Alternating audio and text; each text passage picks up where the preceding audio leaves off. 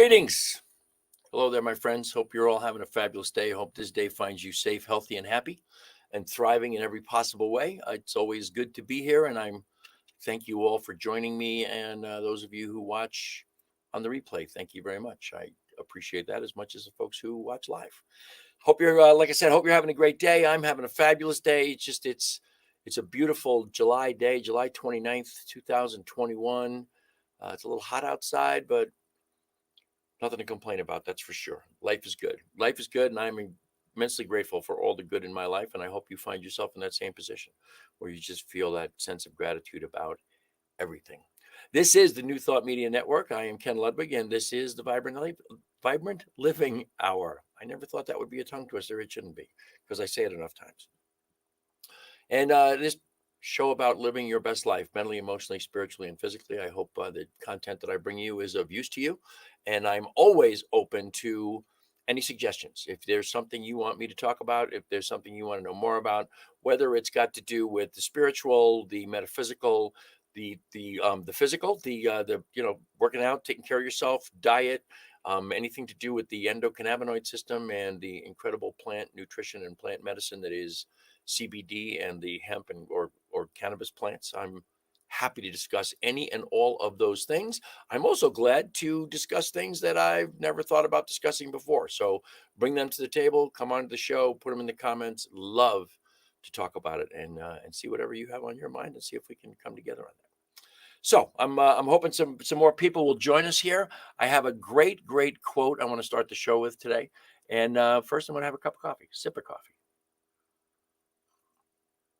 I never really drink coffee in the afternoon, but for some reason last week on the show, I had a cup of coffee and I really enjoyed it. So this may become a Thursday at 3:00 habit. You never know. So I had some interesting things here have transpired over the last week. And I guess I'll get into them a little bit farther into the show. But this quote that it just kind of came up in a spiritual circle the other night, and I want to read this to you because this is something I really love. It is, and you have to listen. This is from a Swedish psychiatrist by the name of R.D. Laing, and it's Laing with an odd spelling. It's Laing. I've not found this out yet, but I believe this comes from something he wrote that is referred to as the intolerable nature of uncertainty. So that might be something you want to check out. But here's the quote. I have to almost take a breath before I do this. There is something I don't know that I am supposed to know. I don't know what it is I don't know, and yet am supposed to know. And I feel I look stupid if I seem both not to know it and not know what it is I don't know. Therefore, I pretend to know it. This is nerve-wracking. Since I don't know what I must pretend to know, therefore, I pretend to know everything. Not only does it crack me up, I love it because I think so many of us get into that position where we don't really know something, but we feel like we're supposed to know it. And so consequently, we maybe pretend to know it. And in some senses, pretend to know everything. I think we live in a world where with social media and the gazillion different ways we have to express ourselves, I think so many of us have that opportunity to pretend we know everything and at any given moment really don't know a whole hell of a lot of anything. But I love that quote. That's R.D. Laing once again. I don't know, just something that caught my fancy, and then it came up in our spiritual circle. I have a spiritual circle. We meet once a month, and we not a set day particularly. Now I'm going to be obsessed with that coffee, right? But we meet about once a month. Of course, over the last year, we have not met in person hardly at all. And Lisa and I went to our spiritual circle on this past Monday for the first time in over a year. That was the first time we were there in person. And the subject was around an interview that Marianne Williamson did with Deepak Chopra. It's called Love in Action, a conversation with Deepak Chopra. And I'm not sure when she did it, but I'm not big on watching other people's interviews, particularly unless I'm watching them live. And this particular interview really caught my attention. It was going to be the subject of our spiritual circle, so I watched it. And I made notes. And that's just like so unlike me to make notes of and that sort of a thing. And then I watched it again on Sunday, and I made even more notes. No, I didn't. I watched it on Monday before our spiritual circle, and I made even more notes. It's a fascinating interview. I would strongly suggest that you check it out. It's Marianne Williamson's podcast, and I've not always been a fan of Deepak Chopra. I've always found him in the past. I found him hard to read. Sometimes I found him a little bit steeped in esoterica, when not almost like he was talking in realms where not everybody was supposed to understand what he was saying. Hi, Cheryl. Thanks for being here. So yeah, not always been a fan of Deepak. I had trouble reading him. I didn't always like what he had to say. Just thought he was a little bit maybe full of himself. I think there was a period of time where he had, he wore like the fancy glasses, like he was kind of a imitation Elton John or something. And I just wasn't a fan. But Deepak is going to be 75 in October. And he seems to have really kind of settled into wisdom, into maybe the wisdom that comes with growing older. And he talked about in Hinduism, the 4 ashrams of life. And the first ashram is education. The second one is fame and fortune. The third one is giving back. And the fourth one is really, for want of a better word, self-actualization. And coming into 75, he's going to be entering into that 4th stage. And not everybody relates to those ashrams exactly the way he laid them out. But he seems to, at this stage of his life, he seems to be really following in the course of how that is laid out. And it was fascinating to listen to him. And I was thinking all the time, and talked about this a lot on Monday night, about one of my new favorite expressions, right? And you'll remember this from the guy I talked about last week, Robert Anton Wilson. His quote is, "I am precisely as big as what I love, and precisely as small as what I allow to annoy me." That's really big for me. It's been really big, because once you know something like that, you can't unknow it, right? You can't unlearn things, and you can replace them with other thoughts, but you can't just forget about them. You can't just make them go away. And this bit about being precisely as small as what I allow to annoy me has really been on my mind, and it's really been something that I'm very, very aware of. When things annoy me, I right away go to a place of, okay, now how small am I in this moment? And it's not always a situation where I can just, I could just brush it off. I can just say, okay, I shouldn't be annoyed. I need more of a procedure, if you will, or an action step. And in this interview between Marianne and Deepak, they spoke of love in action, and that when those things annoy me, I'm finding myself wanting to move into a mindset of being the observer, being the loving observer, or observing from a place of love, if you will. But just loving the fact that this is life's moments. This is what's happening. This is what's going on. And it's just the passage of time. And it literally is history the minute it happens, right? It's over. It's done. And if it annoys me, that's okay. I can allow it to annoy me. I can observe that it's not something I particularly like, that it didn't really work for me, that maybe even it pisses me off, and I can do that. I can have that emotional reaction, if you will. But what we really need to avoid is getting entangled in that, getting entangled in the annoyance, because when we get entangled in the annoyance, now it goes from something that was a blip on the radar to my problem. Because now I'm ruminating about it. Now I'm creating a story. Now I'm doing whatever it is that I do when I have something or someone that annoys me, and I don't just simply observe and move on. Part of the idea to that is to bring compassion and love into play. no matter what the circumstance, no matter what it is, no matter how annoyed I am by whomever or whatever, no matter what that looks like, I need to go to a place of how do I respond to that with love, with compassion, with kindness? How do I bring compassion or kindness into the situation?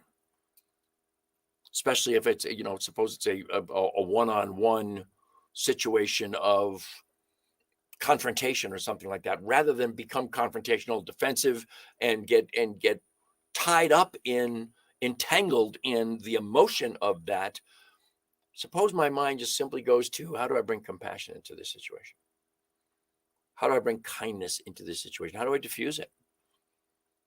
All of those things, if I interpret what Deepak was talking about correctly in this interview with Marianne, all of those things are what he would refer to as love in action. That's a big one. What is my role in any given situation that is a demonstration of the action of the loving person I believe myself to be?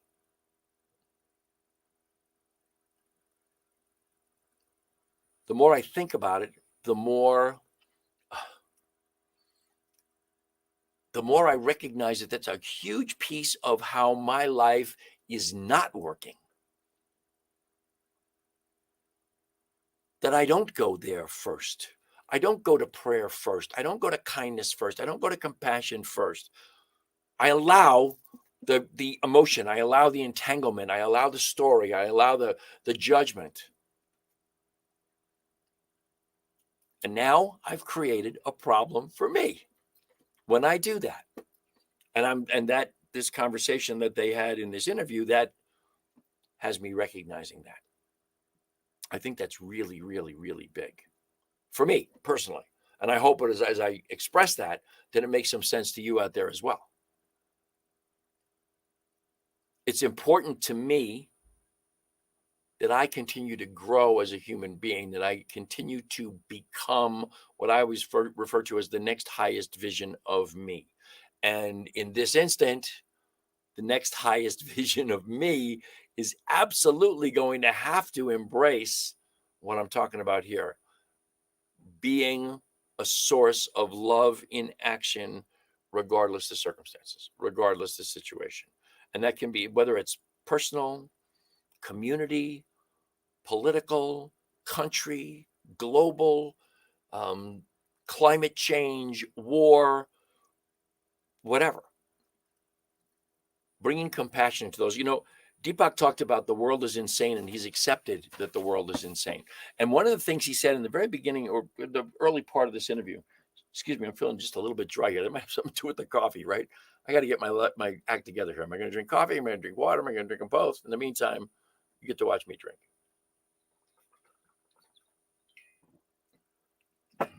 What Deepak said was that to be human,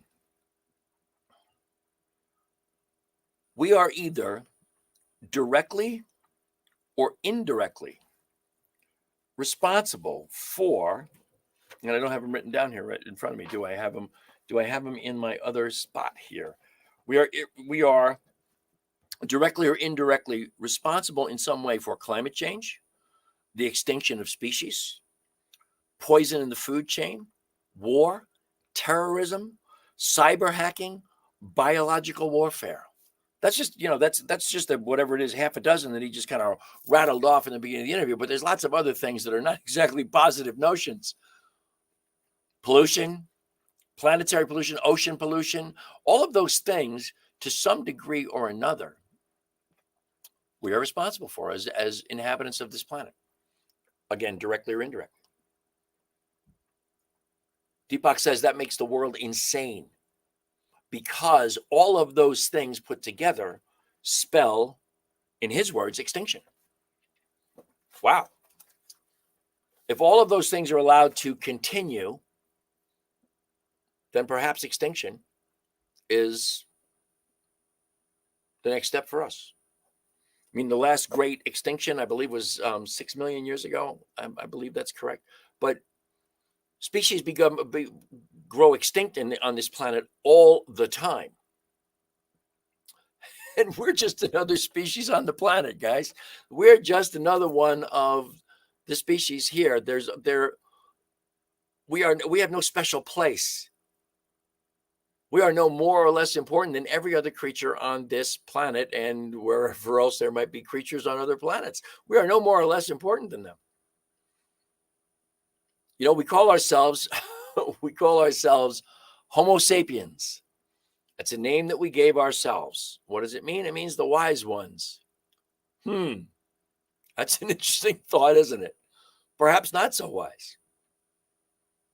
If we're responsible for all those things that I just read off, for climate change, for war, for cyber hacking, for biological warfare, for pollution, for defiling the ocean, for the extinction of species, if we are responsible directly or indirectly for those things, then obviously extinction is on the list for us. I'm not sure what the number is, and Deepak didn't talk about this, but I think there are literally thousands of species that go extinct every year. What makes us think that we're not on that list, or that we shouldn't be on that list? If there are, I don't know if it's hundreds or thousands or millions of different species of insects on this planet. If all the insects were to be done away with tomorrow, in 5 years, there would be no life on this planet.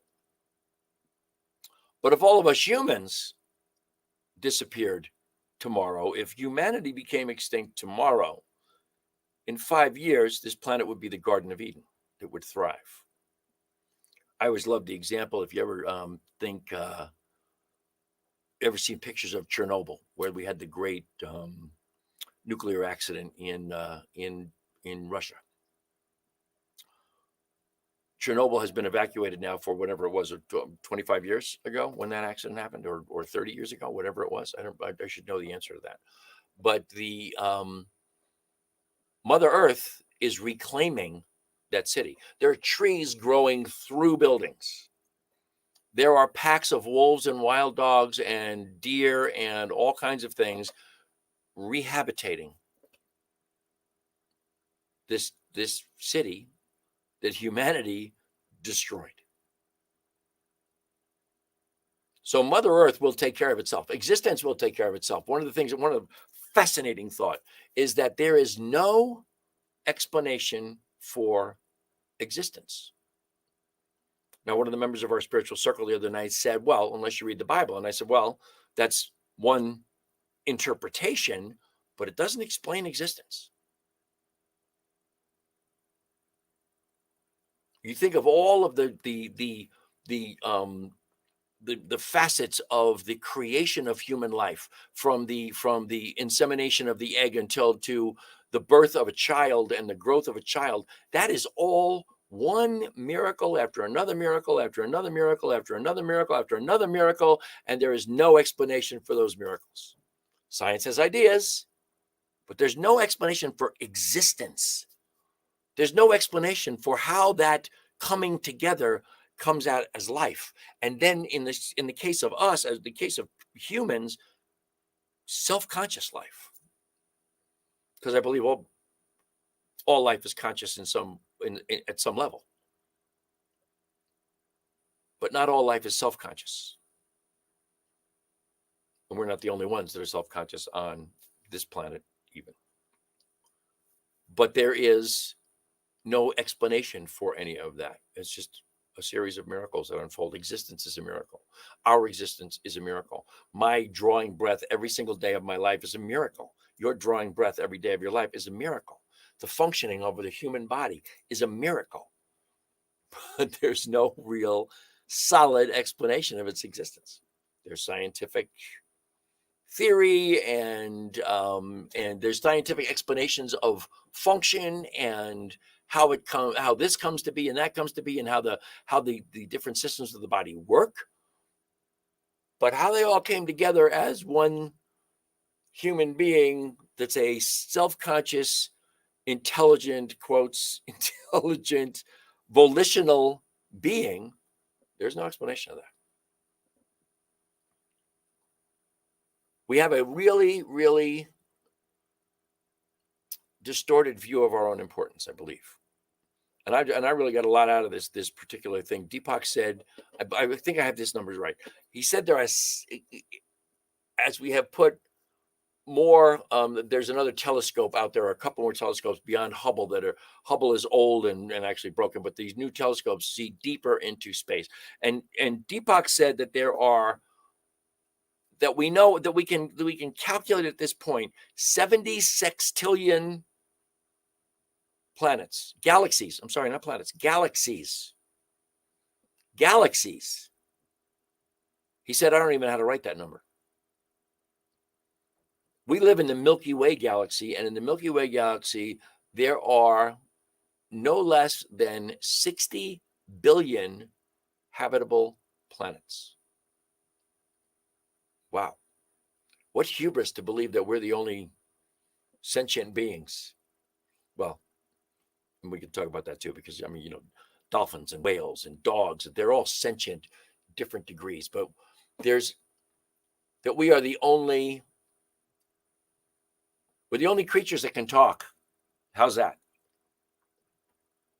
We're the only creatures that can create speech in the universe. That's kind of ridiculous when you stop and think about it.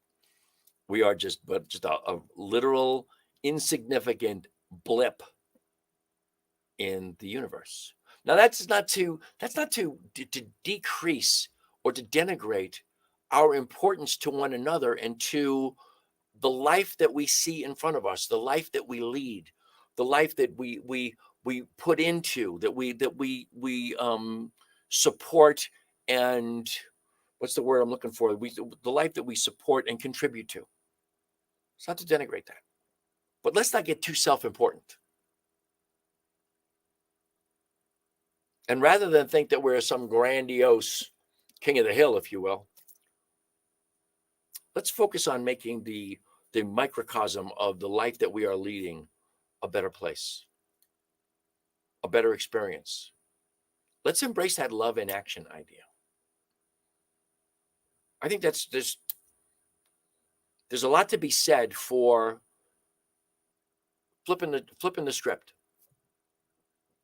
Let's go from reaction to response. And in response, let's go from our old pre-programmed habits of judgment and whatever else goes with judgment, and let's go to love. Let's go to compassion. It's not been my default, and I'm bluntly aware of that in my own life. It has not been my default. I have been a reacting person most of my life. I've been defensive. I have been someone who you say the wrong thing to me that rubs me the wrong way, and I'll jump down your throat. That's who I have been most of my life. But as I am well past the middle of that third ashram that Deepak talked about with giving back, I become more aware of how I can contribute on a much higher level of giving and caring, and again, compassion, kindness, and love. In my prayer work and my affirmations every single morning, one of the things I repeat like 3 different times is that I am here to experience an abundance of joy, love, and enthusiasm everywhere, and in as many circumstances as I can. And I need to be clear with myself that means everything I see, everything around me, everything that occurs in my life, I want to experience joy, love, and enthusiasm. And I want to not only embrace that, but I want to project that. I want people to come in contact with me and have been an experience of joy, love, and enthusiasm. And just by connecting the dots, love, compassion, and kindness.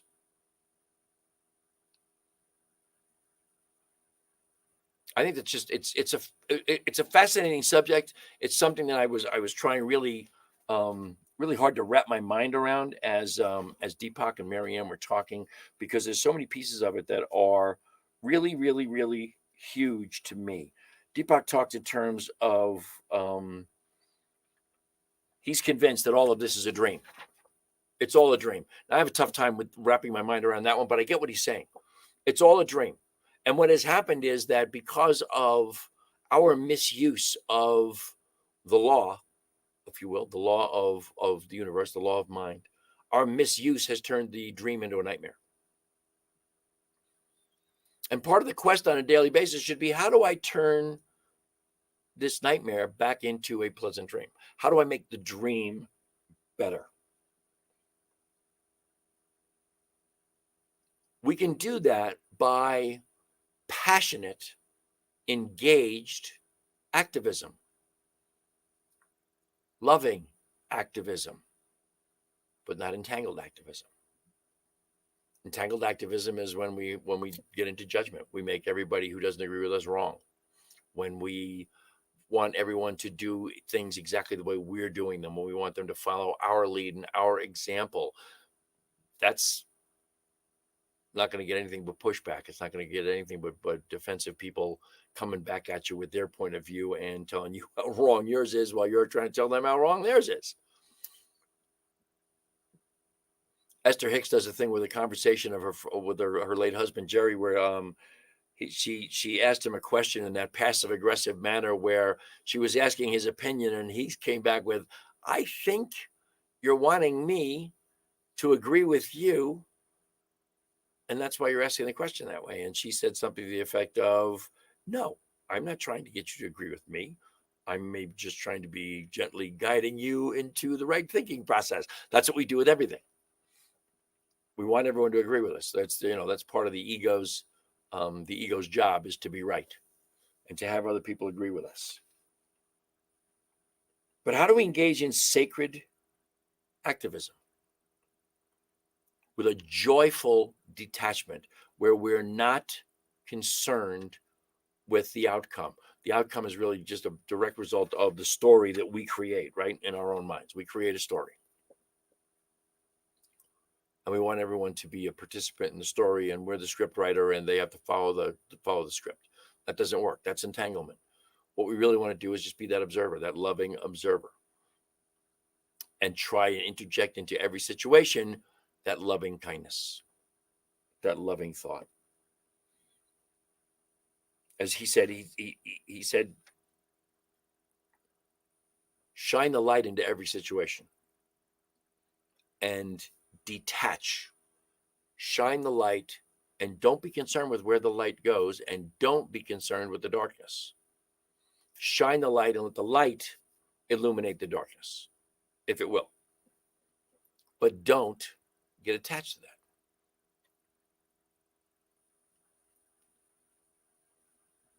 Think about some of the things that he referred to as things that we have to be directly or indirectly responsible for. Let's start with the really big one, the true 800-pound gorilla in the room, climate change. Start with that as a source, as a point. How do we bring loving kindness into that idea of climate change without getting entangled?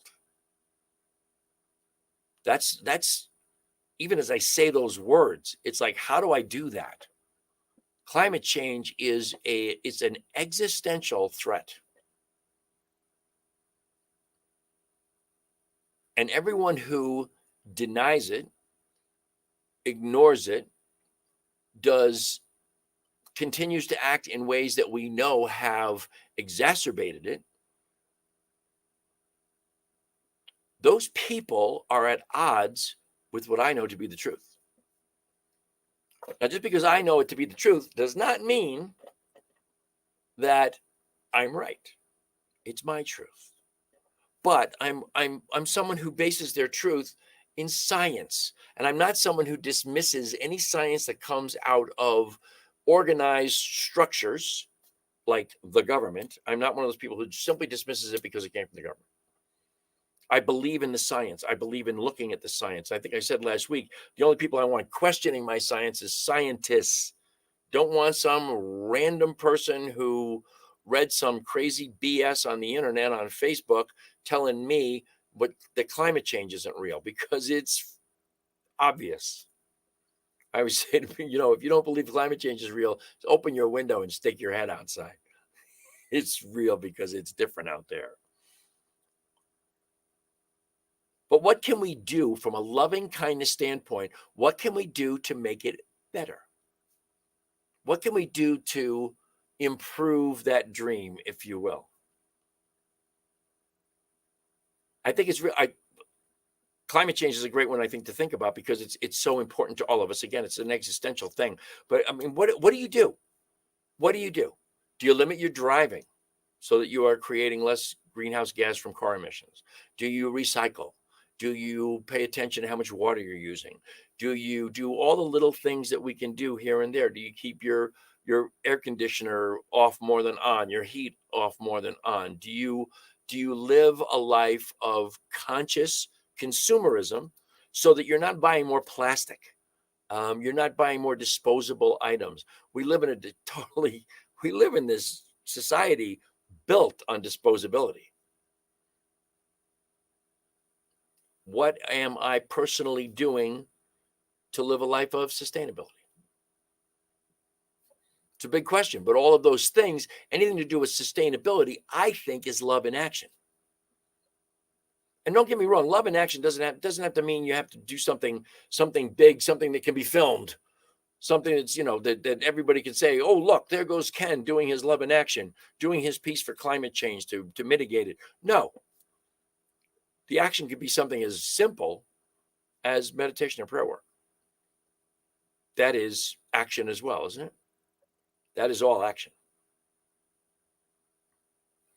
So what I would say is this. And by the way, in the idea of science is just a methodology. And Deepak pointed out that science is based on two basic flaws. One of them is that matter is primary, that it is the ontological center of the universe, and that there is a split between and let's back up a second. When we know at this point in history that consciousness is primary, science is not caught up to that yet. It's catching up, but it hasn't. And the other one is that there is a subject and object split, basically that there is a differentiation between the seen and the unseen. I would refer to it as the differentiation. There is a separation between spirit and matter. And there is no separation, and we know that.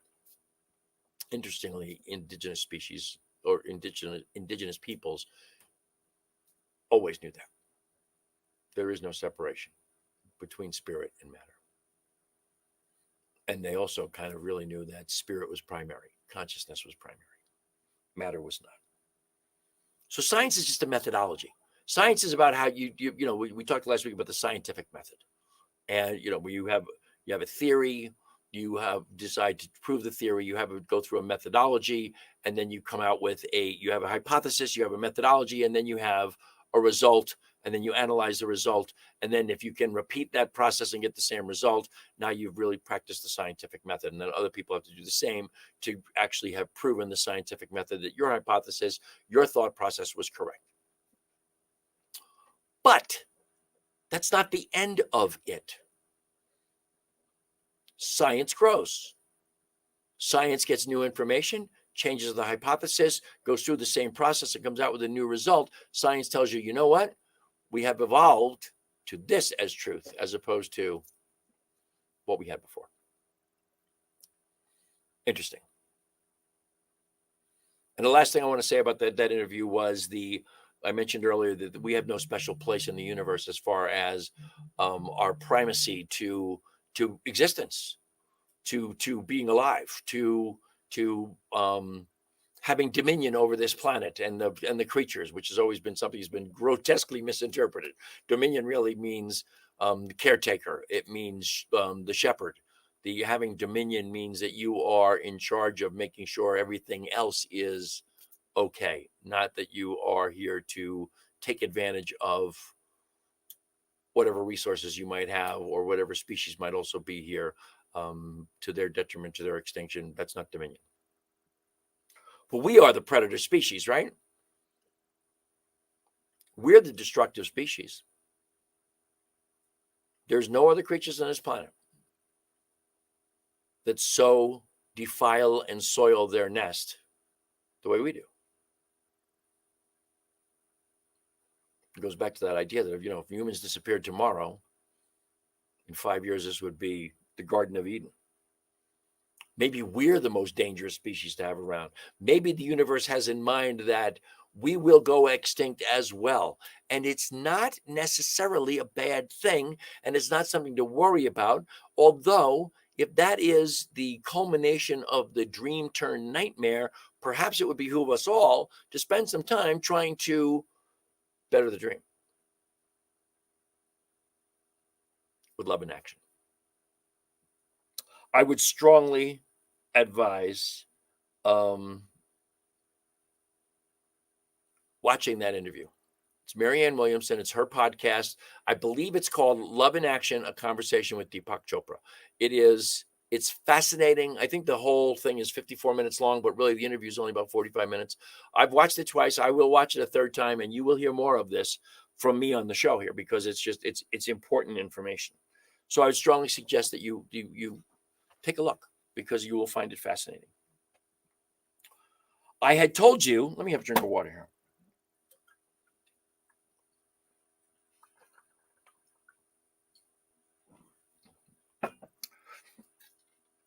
One more thing I just noticed here in my notes. Deepak Chopra also mentioned 2 oxymorons. I love these. He talks about the oxymoron of the pursuit of happiness. The pursuit of happiness assumes you're unhappy. That's not the case. So that's kind of a silly one. And the other one was peace of mind. Because in truth, the mind is never at peace. I don't know about your mind, but I know mine is never at peace. There's always something going on there. That's what meditation is about, right? Meditation is about quieting the mind, quieting the noise, because unless I'm meditating, the noise is nonstop, and the noise is always and has always been very, very loud. So that's more of Deepak's wisdom. I had told you guys that I was going to explore the indigenous peoples, and this is the Vibrant Living Hour, and hand in hand with the Vibrant Living Hour is Vibrant Aging, which is my brand on Facebook. Vibrant Aging, my beloved Lisa and I have branded that, and it's important to understand that other cultures have really looked at aging completely differently. They have looked at aging as an honored thing, as the movement of the person into a space of wisdom and leadership where the elders are expected to make huge decisions influencing the family and the community. And I told you I was going to look into this, and I did not this week simply because I got so totally caught up in this whole idea of this interview with Deepak and Marianne. And I wanted to, you've seen me hold up this book several times. I'm going to hold it up again because I really want this. I don't know. I want this in the consciousness, I guess. There's this book by a fellow named Mark Middleton. It's called Growing Bolder. Growing Bolder is a movement. They have a magazine. They have this book by Mark. They have a whole movement, a whole culture that you can become a part of. And you don't have to be 60, 70, 80 years old to be a part of this. You can be 30, 40, 50, and you will get amazing information from this culture. And I just want it out there.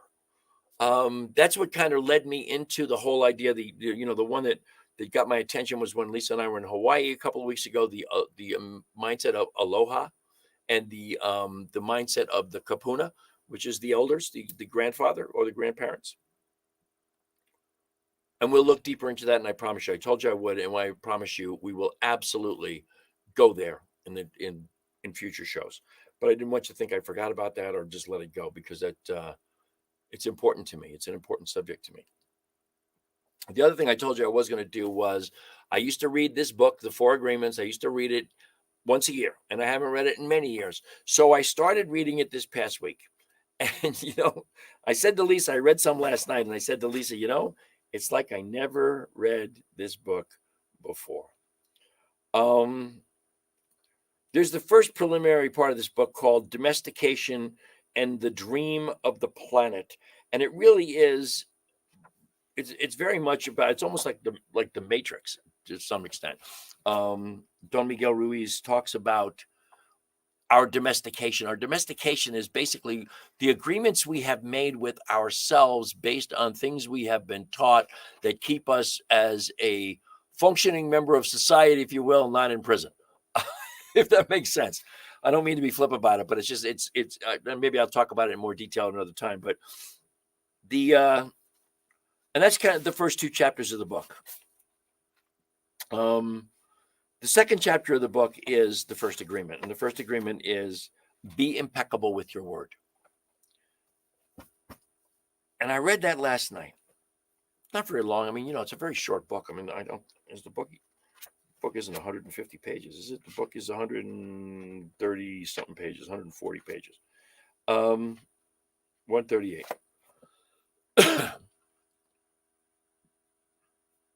Being impeccable with your word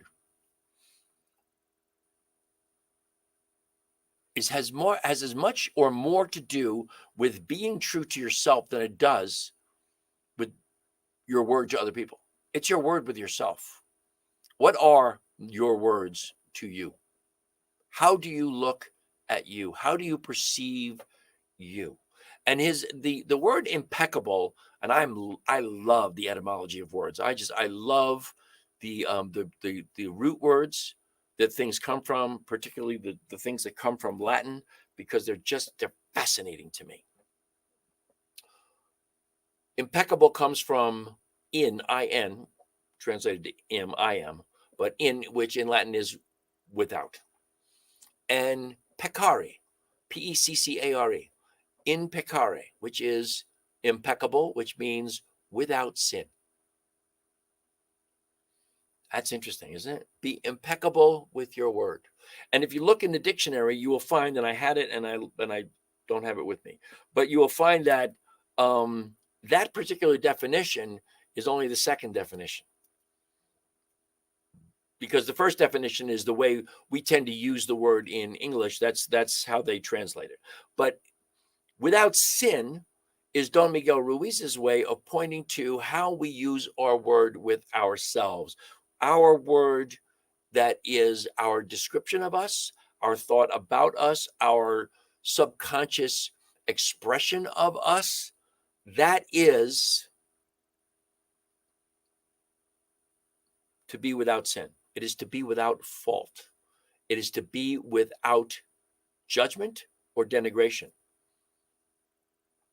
I had a conversation with a business associate yesterday, and we were she's struggling with a few things in her personal life, and we talked about the idea that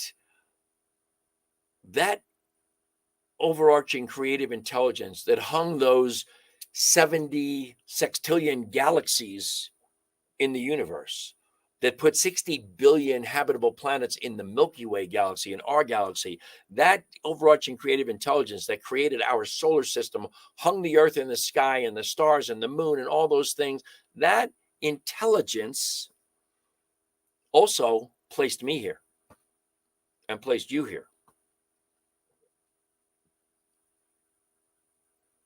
That is reason enough to appreciate my presence, myself, my consciousness. It's reason enough to not denigrate. It's reason enough to not think less of me than the overarching creative intelligence thought of me by putting me here. Think about that one. So being impeccable with your word is making sure that the words that describe your agreements with yourself and with your world are all positive, life-affirming words, expressions. And then, of course, you extrapolate that out.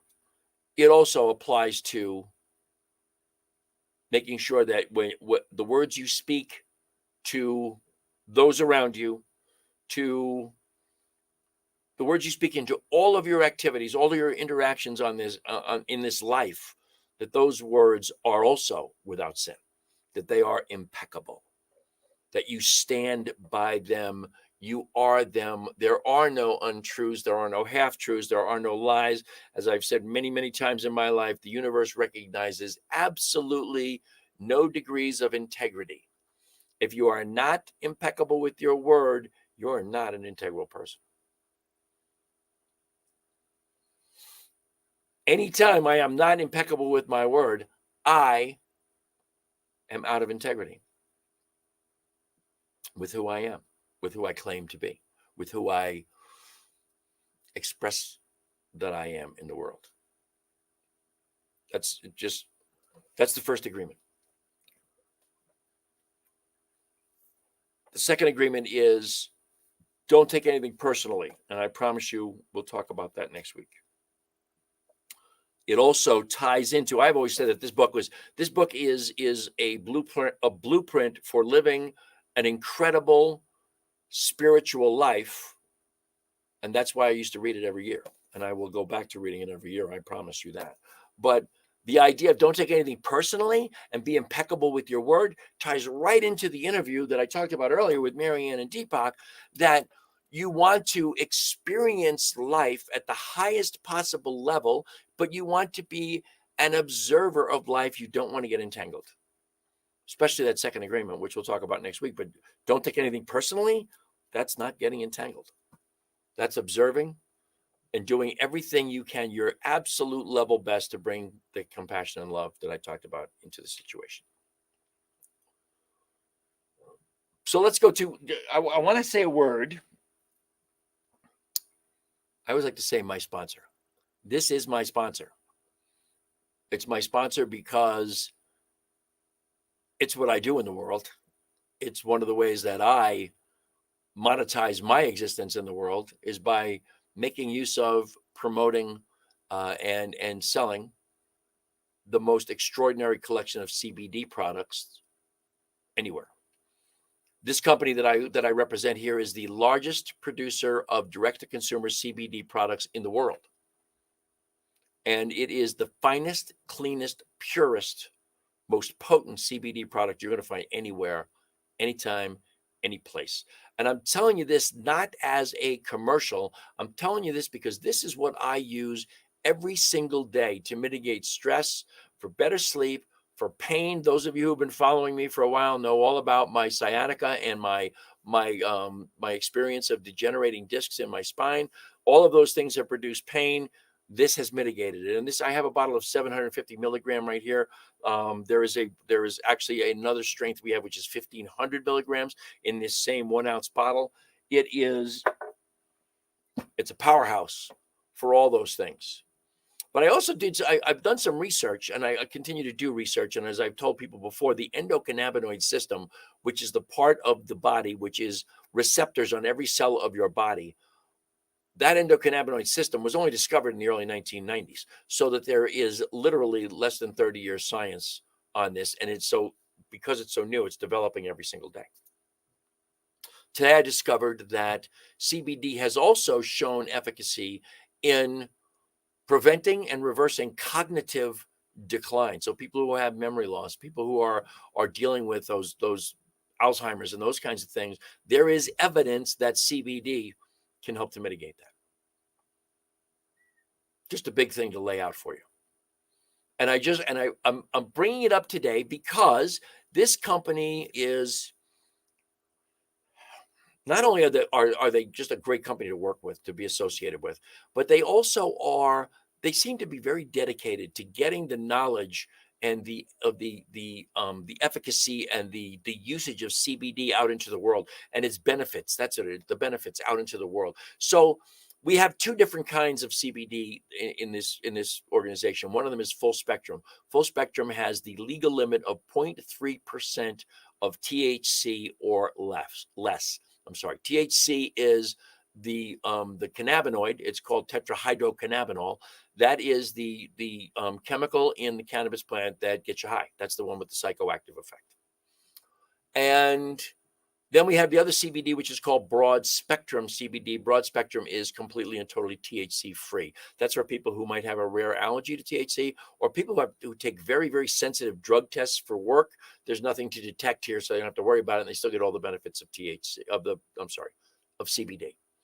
And we have them in 7 different flavors, if you can believe that. We have natural, we have peppermint, we have cinnamon, we have watermelon mint, we have strawberry guava, we have lemon lime, and orange sunshine. Orange sunshine always cracks me up. If you're somebody of my age and you were around in the 60s and you were how do I say this, a participant maybe in some of the drug culture, in particularly maybe hallucinogenics, then the name Orange Sunshine might have a meaning to you. Maybe, and if you want to know more about that, maybe that's a conversation we'll have in private. We won't have it here today on the air. But we're having a sale on the fruit flavors, the watermelon mint, the orange sunshine, the lemon lime, and the strawberry guava. We're having a sale on those on the broad spectrum, the THC free CBD. The 1,500 milligram bottle, those bottles are $149 a piece. Actually, they retail for a couple $100. The preferred customer price is $149. Flash sale from now until for 2 more days, till Saturday, July 31st. You can get a bottle of that for $90. Normally $149, $90 for that 1,500 milligram bottle. And let's top that off. If you buy 3 of those bottles, you'll get a 4th one for nothing. I don't know, figure out the savings on your own. It's like close to $400, I think, savings when you do all the math on all that.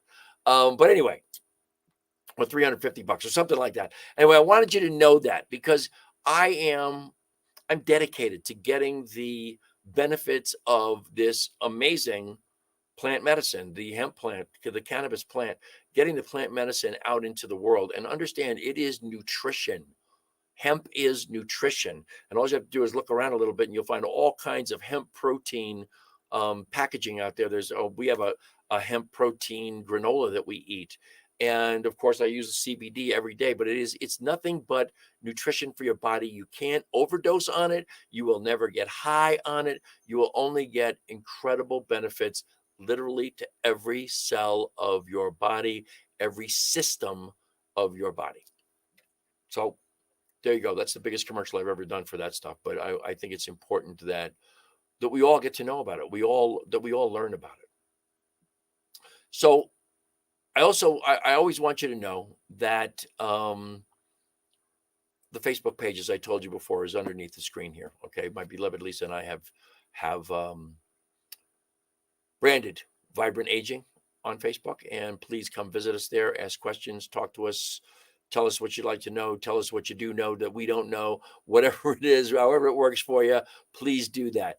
The other thing that is really, really, really important is the New Thought Media Network. We are a nonprofit organization, and we are so very, very, very grateful for every donation we can possibly get. By the way, just a side note here, Cheryl just commented in the comments, the orange sunshine is delicious. I have a really good friend that I've known for over 50 years who gets a bottle of the orange sunshine every month. He loves it. So that's, just a little tidbit for you. Go to newthoughtmedia.org. That's ntmedia.org, and click on the donate button. And literally, as I said a minute ago, we are grateful for anything and everything that you donate to us. It's what helps to keep us alive. What's helping us to grow this network, to bring you better entertainment, to bring you shows like this. God, I hope you like this show. And if you do like it, click on the donate button and give us a couple of bucks. We would really, really appreciate that. The other thing I want you to know is this is how to reach me. The best way to reach me is to go to my email address, teamrockitnow@gmail.com. And that's rock it, like rock it, baby. Team rockitnow@gmail.com. Whatever you got on your mind, I'm here. I'm listening, and I'm always paying attention. And as I said at the beginning of the show, anything you have on your mind, anything you want to talk about, anything you would like to be a part of the hour of the Vibrant Living Hour, please email me. Just give me a message on Facebook. Somehow, some way, connect with me and let me know what it is you would like to hear more talk about. What it is you'd like to see discussed. What it is you'd like to maybe get on the comments and discuss with me in real time. I'd be thrilled to do that. I'll do it all day, every day with anyone who wants to get involved. So it's a little short today. It's just we're a few minutes before the hour, but I've pretty much given you everything I came to give you today. I, as always, want to express my incredible gratitude for your time and your attention. I feel so blessed that you even take the time to watch the show live or watch it on the replay. I am immensely grateful. And I wish you, as always, all the love and all the blessings that the universe has to offer. And until the next time, just simply namaste.